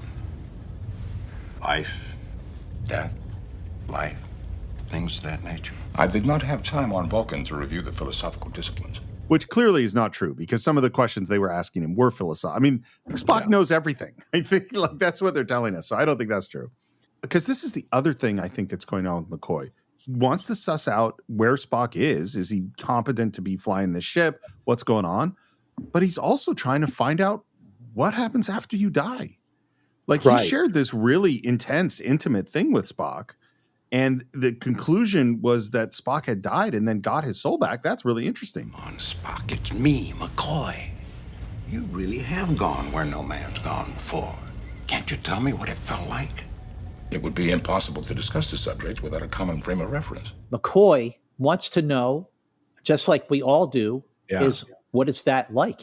Yeah. And in a sense, McCoy is asking Spock about the undiscovered country. Wow. Because the undiscovered country is death. In Star Trek VI, Gorkon refers to it as the future. Yeah. But Shakespeare intended for the undiscovered country to be death. So before we get to the undiscovered country, we have McCoy asking figuratively about the undiscovered country. Which, strangely enough, comes right after the final frontier. Bingo. Oh, there you yeah, go. that's right. Yeah. It's very geographical. We voyage home, then we go to a final frontier, after which we discover an undiscovered country. Anyway. You're joking. A joke is a story with a humorous climax. That, too, is a plant, because that's something, you know, how we deal with jokes and humor is something that's going to come up as we deal with this movie. Yeah. And I like the last line is great. He goes, "Forgive me, Doctor. I'm receiving a number of distress calls." I don't doubt it. I don't doubt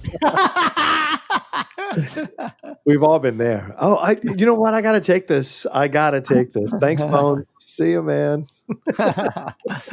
So I was thinking about where to bring this up, but I might as well bring it up here, which is that there is a very recognizable plot pattern to the setup of a whole bunch of Star Trek stories, you know, which is this big scary thing is heading towards Earth. It cannot be stopped, and we have to figure out how to stop it. And that goes, you know, obviously it's this and the motion picture. It's Nomad. It's the Doomsday Machine. It's the Immunity Syndrome. It's like a whole bunch of stuff. There's a big thing, and people like have a tendency when being critical of going, oh, Star Trek is just repeating itself. It's just copying itself. And I think if you look at this and the motion picture and Doomsday Machine, just to name three of them, they are completely different in tone and story. Totally. So the setup, yes, we're in a similar setup, but how we deal with the setup is totally different. Like Doomsday Machine's about revenge, you know, and it's about dealing with loss and all of that. And it's very heavy and very intense and a great adventure. Motion picture is intellectual. You know, it's a very different kind of about Kirk defining what he is as a captain and all that stuff. And this is a fun ensemble piece and a caper movie. You know what I mean? So like, the plot is the same, but the story and the tone is completely different. The tone is so different. That's a really, really great point, especially using those three examples. But at the same time, that while the tone is so different, what really struck me this time watching The Voyage Home is just how easily identifiable the break in the Act 1, the break in Act 2. Like, it is classic screenwriting 101 stuff here. When you have Act 1 is done, and now we're taking off on Act 2. Act 2 comes to a close. Now we're in Act 3. 3 acts. That's typical for film, but not all film. Like Heat is 5 acts, but I'm digressing. But Heat is a great 5-act movie. But the way that this 3-act film, I mean, Star Trek it repeats itself, but in different ways that makes it refreshing. So it may be a criticism, but it's also, look, there are things that make Star Trek work really well. And I think those things worked great in Doomsday Machine, in the motion picture, and in The Voyage Home. We're back at Starfleet headquarters, and things are going really bad on the planet Earth. Basically, it seems like they're just vaporizing the oceans, and so there's cloud cover everywhere. We've cut off the sun. Mr. President, even with planetary reserves, we cannot survive without the sun. I'm well aware of that. And then I like the moment of like, hey, Ambassador Sarak, looks like you picked the wrong day to visit Earth, buddy. Right. You know, You picked the wrong day to quit sniffing glue. But we get one piece of information. He says, seems to be no way we can answer this probe. It is difficult to answer when one does not understand the question. This is what would have been ruined if they had had subtitles. Exactly. Yeah. Exactly. Right. Yep. Yeah. As a president, sometimes though, man, you just want to go. Will you cut it out? I'm trying to tell you, the Earth's in trouble here. I don't have time for your axioms and platitudes. Mr. President, perhaps you should transmit a planetary distress signal while we still have time. Yeah, and also Sarak is an important part of this, right? Sarak in the beginning going up against the Klingon ambassador to maybe stop him steamrolling and controlling the narrative, because it's pretty clear the president is a bit feckless at times. And even there, when just before he delivers the message, it's Sarak who comes in and says, you should probably let people know shit's going down here and they shouldn't come to Earth. Right. And so it is Sarak who's kind of been this essential voice of reason there with everything that's going on. And then Spock will send take out a that. message while you still have time. Yeah. Exactly. And Spock will Yeah. take that role in 6 when he's the one that takes over the negotiations for the Klingon and the Federation to find some peaceful terms. Great point. Yeah. You know, you just gave me a thought about Sarak that hadn't occurred to me, because when we discussed him in Journey to Babel, I was pretty anti-Sarak. I think he's pretty much being a real jerk a lot of the time. But what just occurred to me is like, he's always used to being the smartest person in the room. He's in this room and he has to kind of guide the president of the Federation to make the right choices. And if you're always used to being the smartest person in the room, it's tough to recognize when you're wrong and someone else is smarter. Right. And so like he doesn't recognize his son because he's not used to people being at his level, you know? Well, that's a great point. And then I think it's also, and this is me doing headcanon, him being married to a woman from Earth allows him to understand how to temper his approach to get Earthlings to do what he thinks is best, right? So I think Sarak, before he meets Amanda, would have just steamrolled the president to try to get him to do something. But Amanda, as we've seen in their interactions sometimes, she's the one that kind of, and even in the different versions of Star Trek with Winona Ryder and other people, like we've seen those interactions where it's kind of like she makes him aware of how he needs a slightly softer touch to match his. Well, it was the experience.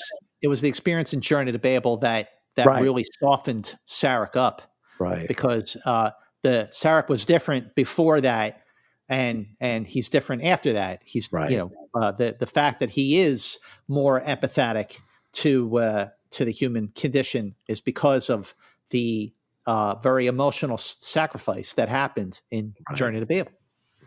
You know what's interesting? I know, obviously, we're spending a lot of time on this, but the three of us haven't gotten together to talk Star Trek in a while, and I think that's important. Well, and I think one of the things that's interesting and why this is working so well over, as we said, decades since the introduction of this character, is they stayed true to the character. They stayed true to understanding who these people are and what their relationships are. They didn't necessarily stay true to set design things and costume design things and technological things. Those are things that nerds today argue a lot about, is like, oh, that's not the right, this isn't how this person looks, this isn't how, and it's like, no, you could get that stuff wrong. If you get the characters right, that's what's going to make it work. It's not all those little details. Those aren't as important. We're back on the Bounty, and now we've started to figure out what's going on, and we get a message from a distress signal from the president. We cannot survive unless a way can be found to respond to the probe. Save your energy. Save yourselves. Avoid the planet Earth at all costs. Farewell. So what happens at this moment? The message from the president kind of fades out. You hear this ominous music. And what happens so often, and one of the things I've always loved about the original series, especially when the directors of the original series fell into the right rhythm, you know, directors like Joseph Pevney and Mark Daniels, Ralph Sinetsky, and Vincent McEvedy, something happens and the characters look at each other. Kirk turns to Spock and then Spock turns back to Kirk, and we see McCoy and Uhura look at each other. Their reactions, it's such a great moment that something happens, and then we see we see nonverbal reactions from each member of the Enterprise crew. And that's exactly what happens here. When Kirk turns around, when the view screen goes blank, and he turns around and he's looking down and he just looks up at Spock and he doesn't know what to say, and neither does Spock. They just got, big wake-up call that something really bad is going down on Earth. What I love about the moment, and I'm totally reading this into it, but there seems to be an expression on Kirk's face of just like, again? Yeah. You know? I lost my best friend in 2 movies ago. I just lost my son, and I lost my ship. And now you're telling me I lose my whole planet? Come on. Well, it's got to be, I'm sure you guys have had this. Am I right? I'm just like, what the hell, Where there's certain things, and maybe it's because I'm a dad, but like, I'm sure you've had it in your own ways too, where it's like, do I have to come in and solve this problem again? Like, can't somebody else? Isn't there somebody else on call? That's a great point. What, again? Yeah, I hear what you're saying now. Yeah, it's more of that approach. But I love Uhura's acting here too. She's the first person they pan to. They cut to her reaction, and she is really like consuming the information that the planet Earth could be headed to ruin and destruction. And you see her play it, and they keep the camera on her. I love that they left that as the first reaction because Uhura plays it seriously, very seriously. And so you as the audience are like, oh shit, And so she's gonna play a big part in helping Kirk and Spock figure out exactly what this probe wants and helping them figure out what they're going to have to do to get it. This next moment, again, because we haven't talked Star Trek in a while, I want to drill down on a little because I think it's really interesting and says things important about why Star Trek is valuable to me and why it's important to think about it in our world today. An unknown form of energy of great power and intelligence, evidently unaware that its transmissions are destructive. I find it illogical that its intentions should be hostile. So I want to ask you a question. This probe has come in. It's killed the power on multiple ships. It's knocked out space dock. It's doing crazy, crazy things to the weather. Earth power has gone out across the planet. Have people died because of this probe? Oh, well, I would say already, yes, people have died. Because especially if some of these other starships, whether they're Klingon ships or Federation, if they're losing power, and, if the Saratoga was able to get reserves kicked into place to support, they talked about some kind of solar thing to keep power going for their life support. But what if the other starships weren't able to do that? And that if all the power's down, there goes life support, then there goes the crew. Well, and mess with... It's very possible that lives and doing what it's doing to the oceans and the lack of power on the planet. I mean, there are billions of, who knows how many billions of people there are at this time on the planet. A lot of people died, and the Earth is doomed. It's going to be destroyed. And Spock takes the time to say, I don't think this thing is hostile. And this is the assumption that they are working hard in the world of Star Trek. It's what you said at the beginning. Communication is to try to figure out what they're doing rather than seeing an enemy. And in our world today, particularly the way social media works, we are looking for the enemy. We are trying, before we know fucking anything about anything, and we've seen it literally in the news yesterday, people are coming up with a narrative that says why this was evil intent and someone is specifically doing it to destroy this other thing. And this idea of, are their intentions hostile, is not something we're thinking about at all today. Well, even when the realization hits them all that this probe's going to destroy the Earth, Kirk says, we must destroy the probe before it destroys Earth. And Spock's like, hang on a second. So even with the possibility that a lot of people could have already died from this thing, and Spock is saying, and I don't think this, you're right, that's a really, really great point. And this is very true to Spock's character, the same character who wanted to not kill the Horta because it was the last of its kind before Kirk said, no, we're killing it, until they were able to communicate and realize he went, no, actually, you're right, Spock, we shouldn't kill it. But communication, that always comes back to communication in Star Trek.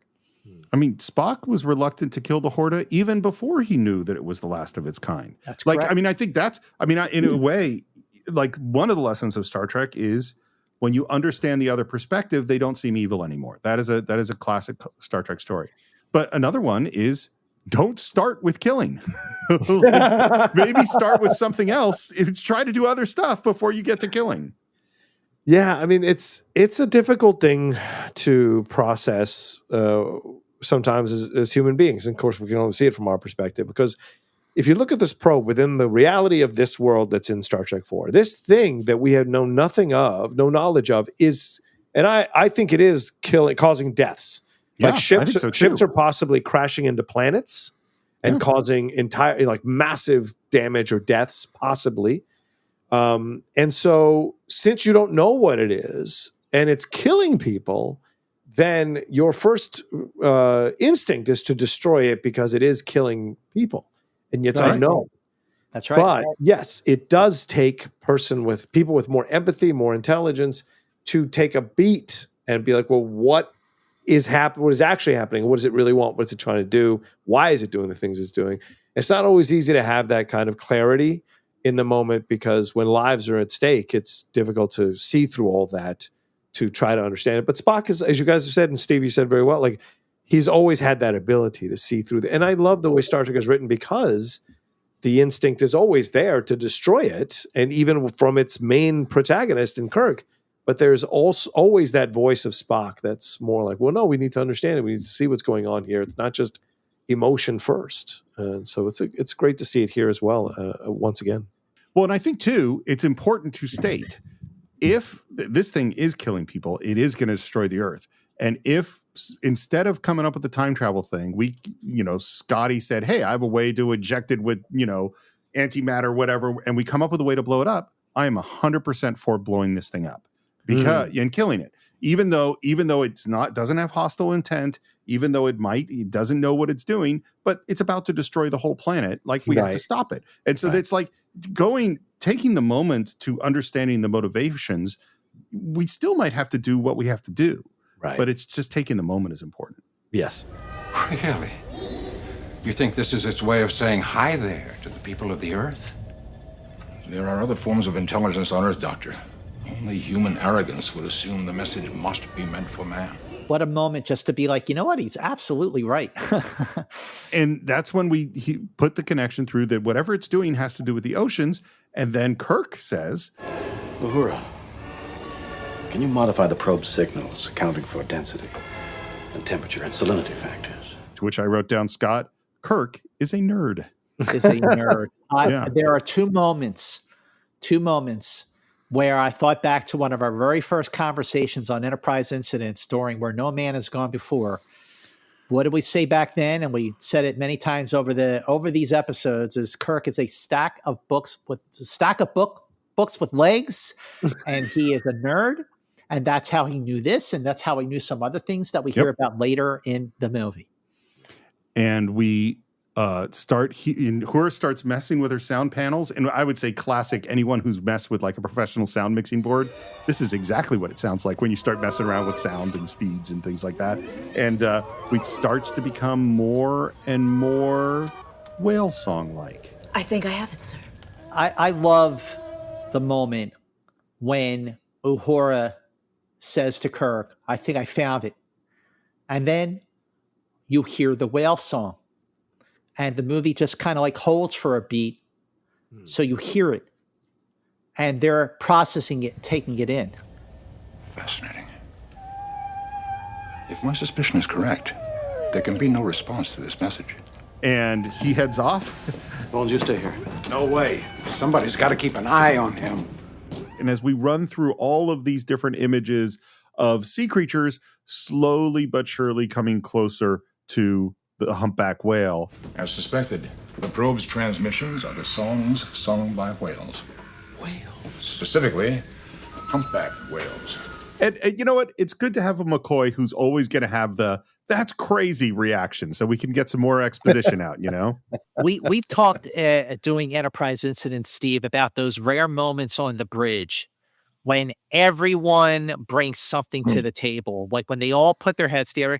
We're used to seeing Kirk and Spock figure it out, or Kirk, Spock, and McCoy figure it out. But when you're talking about an episode like Doomsday Machine or something where you got Scotty, with Kirk in the Constellation, and you got Sulu, with Spock on the Enterprise, but when you have like Kirk, Spock, and McCoy, and then Uhura's putting all of her communication skills, like this is why she's the best of the best.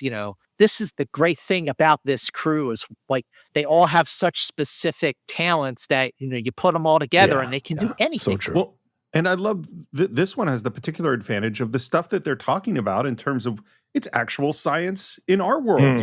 Yeah. We're actually learning about whales, which we hear, that whales have been here earlier than man, that they've been, and then this line comes in, and this is the key line in the movie is he says, And humpbacks were heavily hunted by man.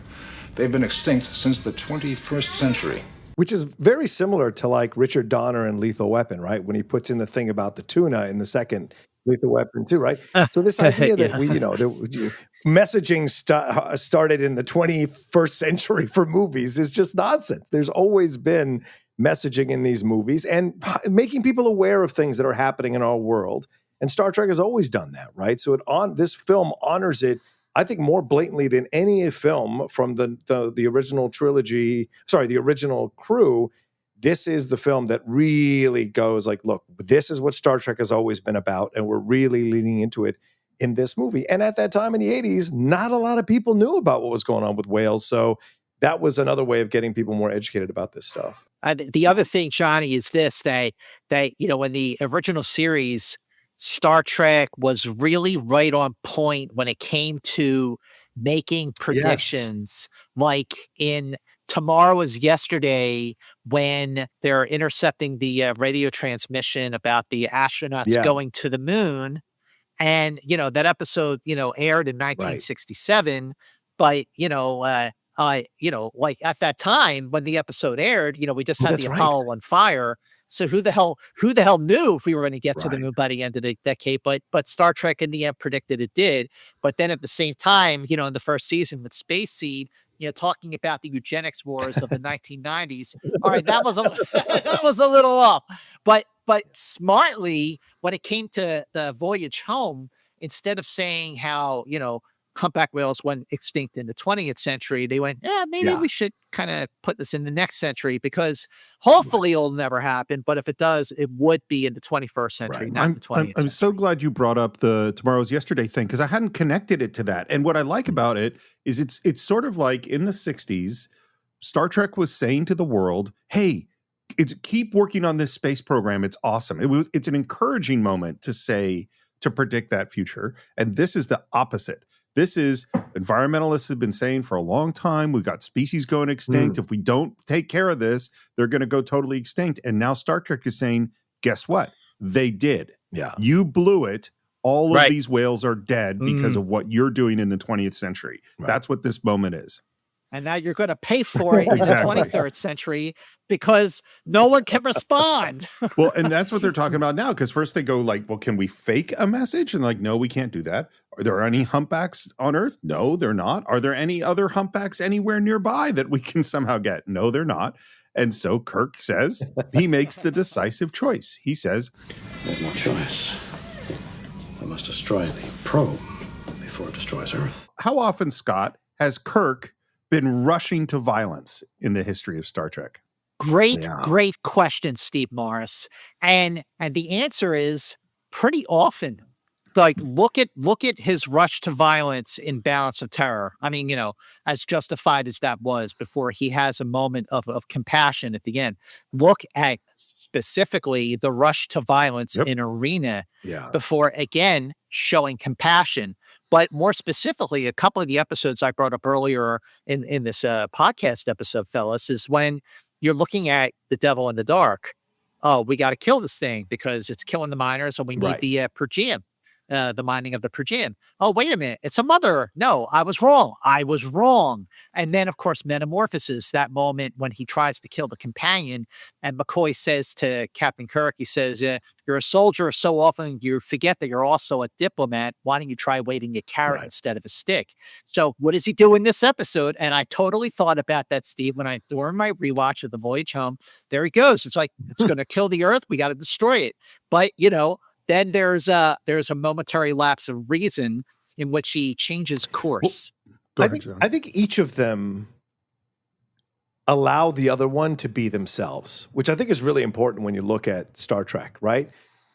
Because Kirk is allowed to react how he wants to react, emotionally, strongly, violence, sometimes not violence, sometimes, hey, let's slow down, let's talk about it, let's figure this out, using his wits. He's allowed to do this and be himself because Spock, in a way, and I don't think it's an understood, talked about thing. It just is.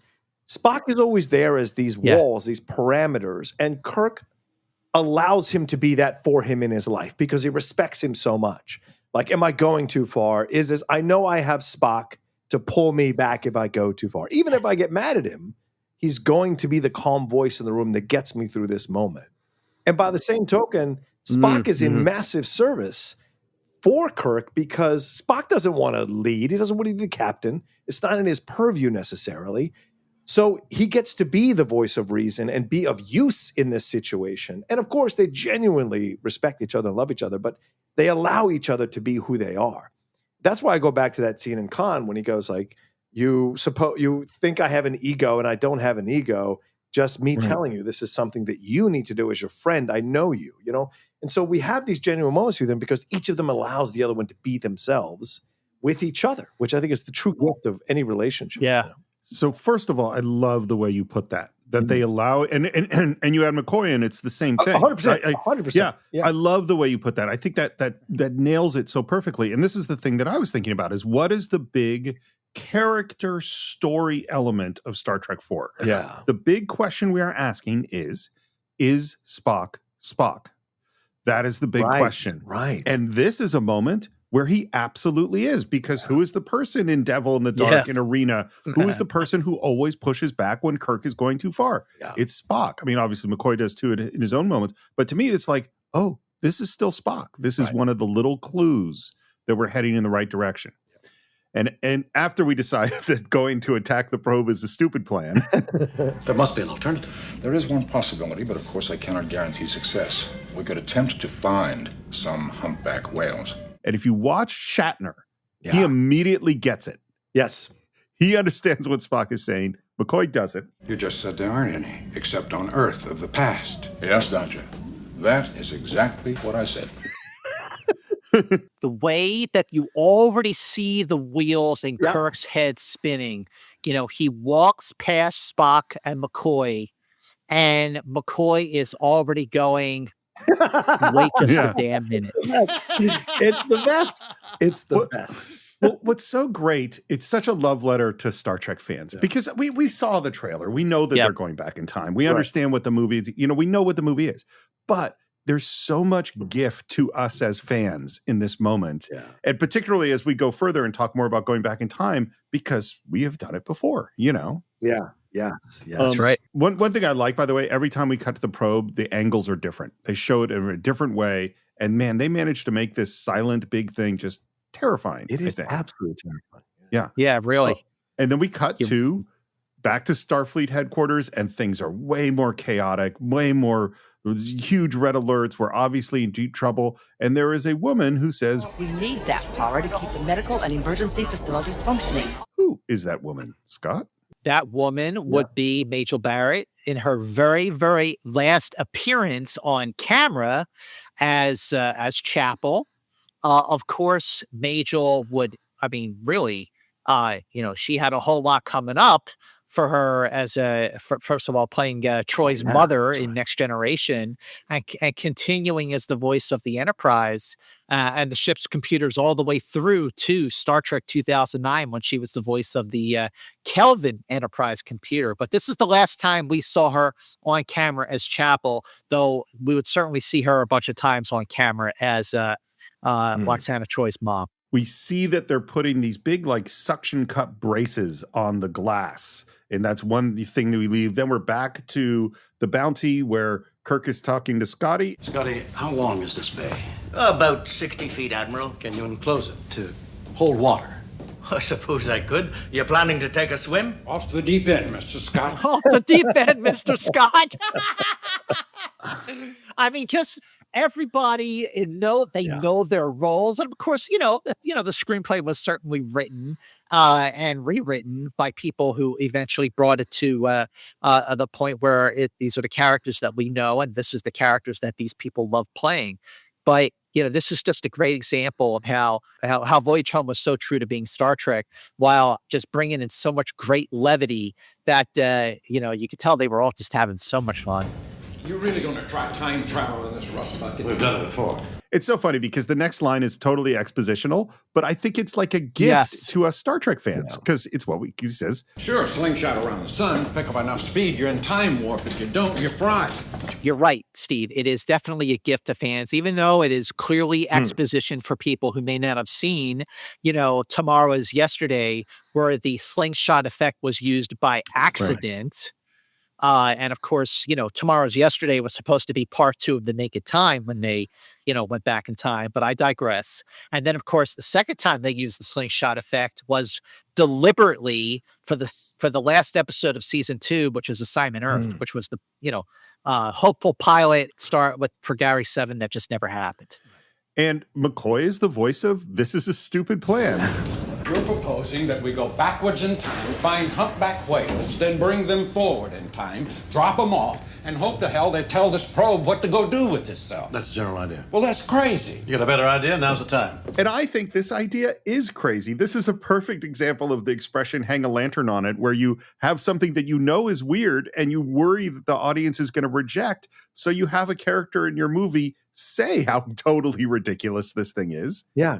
And then we all accept it. Because you could argue that McCoy has seen Kirk do even more fantastical stuff than this and get them out of even more insane situations.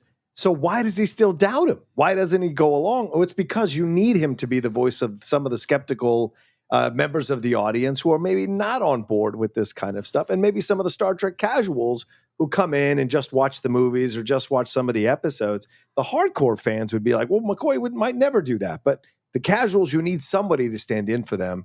And McCoy, as you said, Steve, so well, does that in a lot of these moments in the movies and in the TV show. So Spock is doing his calculations for time travel. And now we go back to Starfleet Command, and it is crazy there. Yeah. And I love the details, like the rags next to the screens because it's leaking. Yeah. Like the idea that water is dripping into a Star Trek sci-fi location. It was really weird, but really effective in showing that things are bad, Yeah. Do they sell those things that they put against the windows, those little stands that you I would love to get one of those. There are times where I felt like I could use those. And then we get a message, a garbled message from Admiral Kirk, who's telling them what their plan is. And what's great, I think it's handled in terms of editorially, in terms of visually, really, really well, because we already know the plan. Yeah. So we don't have to hear everything that Kirk says. And it's way more dramatic to have it garbled and incomplete and watch the admirals and all the Starfleet folk desperate to hear this guy's plan. We have intercepted at last. Recall the probe. Satellite reserve power. Now. But only the extinct species, humpback whale. It's distorted at just the right moments because all you hear is humpback whales, only species can return the message. We are attempting time travel at this time as a time. And then that fades off and they're like, get it back, get it back.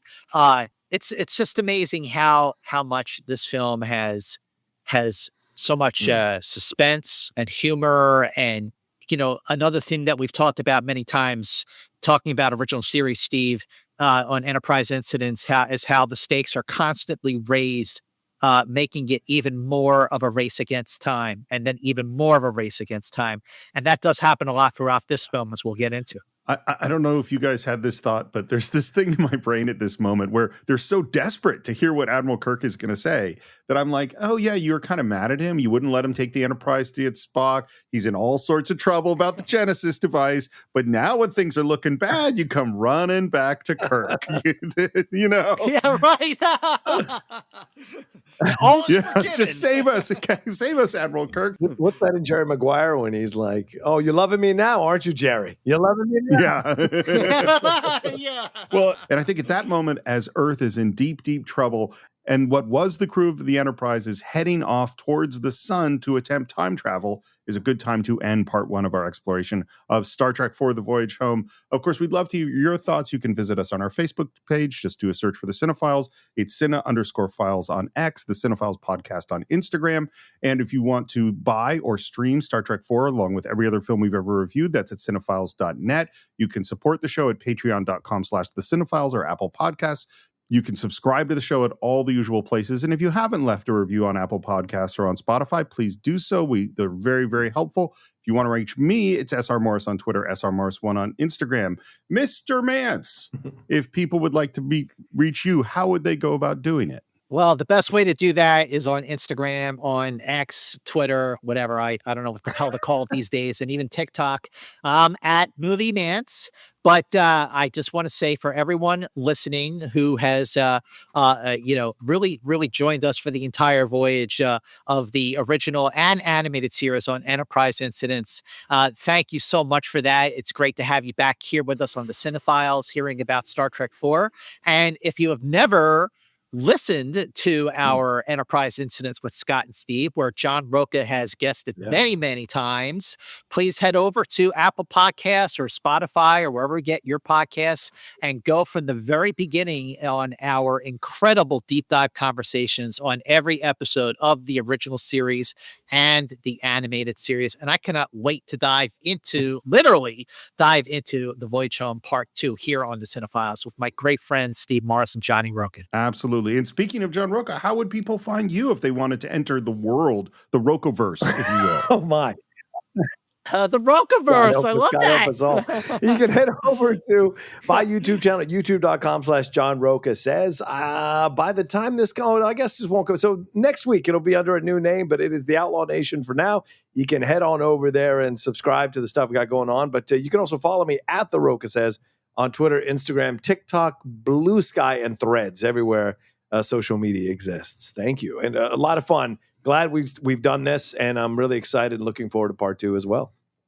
So much fun. Scott, thank you again for joining us. Thanks, of course, Scott. we couldn't voyage home without you. I believe it would be illegal. Well, what conversation on Star Trek would be complete without me saying to you and to everyone, keep going boldly. Yes. And I think that's it for this week. We'll be back next time for the continuation of Star Trek IV on the Cine-Files.